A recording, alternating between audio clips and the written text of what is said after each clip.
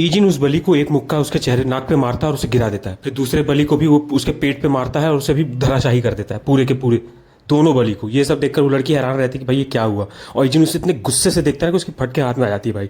दायून तभी देखती है कि ये सब क्या हो गया, अपर क्लासमैन को किसने किया। और ईजिन उस बलि को इग्नोर करके अपनी बहन के पास जाता है और दायून को बोलता है कि तुम ठीक तो हो ना। और तभी दायून सोचती कि भाई अभी ये सब क्या हुआ। तभी वो पूछती है अपने भैया से कि आपने ये सब किया, तो वो बोलता है हाँ, क्योंकि वो उसकी फैमिली है और फैमिली के लिए वो कुछ भी करेगा।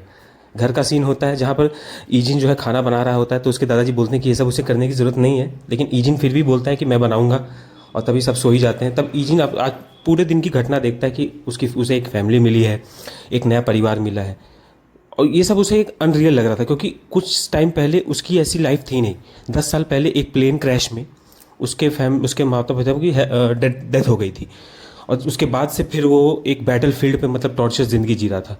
अब अचानक से एक नई ज़िंदगी उसे मिली, तो उसे विश्वास ही नहीं हो रहा था कि भाई ये सब रियलिटी है। तभी उसे ये सब बुरा सपना उसे देख कर होता है और जाग जाता है। अगले दिन दायून फिर स्कूल के लिए जल्दी निकलती है और फिर उस बलि लीडर को पता चलता है कि ये सब क्या हुआ। वो लड़की उसे बताती है अपने लीडर को कि ये सब हुआ।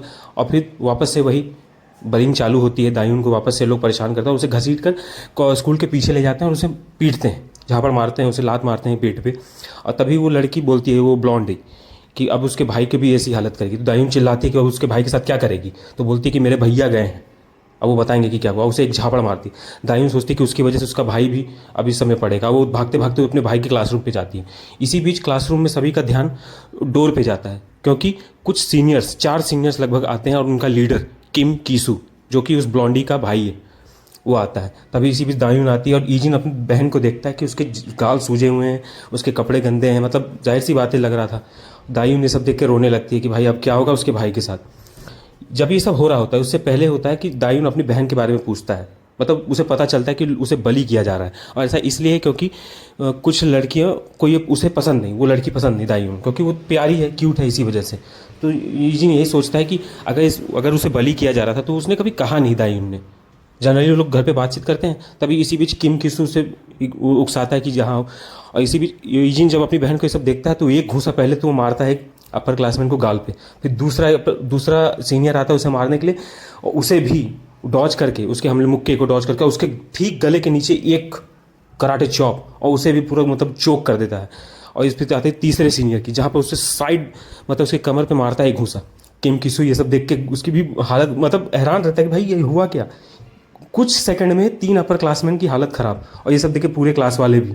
अब ईजिन बोलता है कि वो तुम लोग हो जिसने मेरी बहन की ये हालत रखी। और इसी बीच किम किसू से एक लात मारता है, लेकिन ईजिन उसे अपने हैंड से वो कर लेता है, पकड़ लेता है। फिर दूसरा लात भी मारता है, लेकिन ईजिन इस बार उसके लात को पकड़ लेता है और एक घूसा उसके नाक पे मारकर उसको गिरा देता है। और ईजिन इसमें इतने पे नहीं रुकता, वो एक लात और मारता है उसके किम किसू के चेहरे पर। बस खत्म। 4 अपर क्लासमैन, 4 सेकंड, बस खेल खत्म। ये देखकर पूरी क्लास वाले हैरान कि भाई ये हुआ क्या।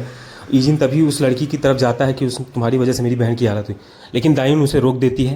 तो ईजिन बोलता है कि ये तो तुम्हें परेशान कर रहे थे ना। तो दायून बोलती है कि अब सब कुछ ठीक है भैया।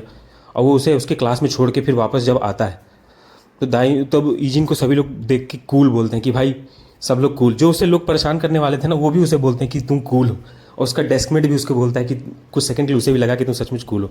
वहीं से दूसरी तरफ किम किसू को विश्वास नहीं हो रहा होता कि ये सब भी हुआ है। उसकी बहन उस पर चिल्लाती है कि तुम कैसे ये सब हार सकते हो, लेकिन किम किसू उस पर चिल्ला देता है। और उसकी बहन फिर बदला लेने के बारे में सोचती है कि अब वो कच करेगी, उससे भाई तो कुछ हो नहीं रहा।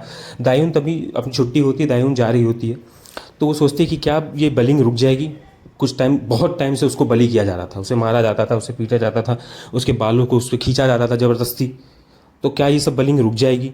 हमेशा की तरह ईजिन उसके साथ वापस घर जाता है, और घर पर उसके दादाजी उसे एक नया स्मार्टफोन गिफ्ट करते हैं, एकदम लेटेस्ट मॉडल।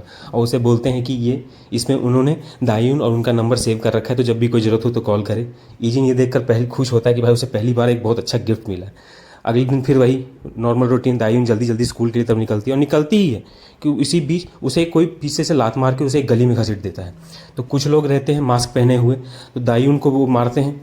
दायून को समझ में नहीं आ रहा होता कि भाई ऐसा क्यों हो रहा है। फिर उसे थोड़ी देर बाद समझ में आता है आवाज़ से कि ये उसकी बलि है, हेजिन, वो पीले बाल वाली जिसका नाम है हेजिन नाम है। और उसे घसीट कर कारोके की तरफ ले जाते हैं और वहाँ उसे बहुत बुरे तरीके से मारते हैं, बहुत मतलब लिटरली बहुत बुरी तरीके से। जो कारोके का मैनेजर होता है वो सब देख के हैरान होता है कि भाई कोई ऐसा कैसे कर सकता है। दायून ऑब्वियस ही बात है स्कूल में एब्सेंट है, किसी को पता नहीं कहाँ है वो। बलिंग किया था भाई उसे। ईजिन हमेशा की तरह कॉलेज के स्कूल के बाहर इंतज़ार कर रहा होता है। रात हो जाती है, लेकिन दायून का तो पता नहीं। उसे फ़ोन लगाता है, दायून फ़ोन ही नहीं उठा रही है। ईजिन घर आता है, देखता है कि दायून के जूते घर ही पर हैं, तो मतलब वो समझ जाता है कि दायून घर पर आई है। तो वो उसे कमरे पे नॉक नॉक करता है और पूछता है कि तुम ठीक तो हो ना। तो वो दायून बोलती है कि हाँ, थोड़ा सी उसकी तबीयत ख़राब लग रही थी, तो घर वापस आ गई थी। तो उसकी आवाज़ देखता है कि उसकी आवाज़ बहुत लड़खड़ा रही है। तो इसी बीच ईजिन सोचता है कि चलो कुछ दवाई लेने जाते हैं, लेकिन दोबारा से ईजिन की नज़र उसके जूते पे पड़ती है ध्यान से, और इस बार उसके जूते में उसने कुछ ब्लड के, खून के धब्बे दिखे। ईजिन इसे समझ जाता है कि क्या हुआ।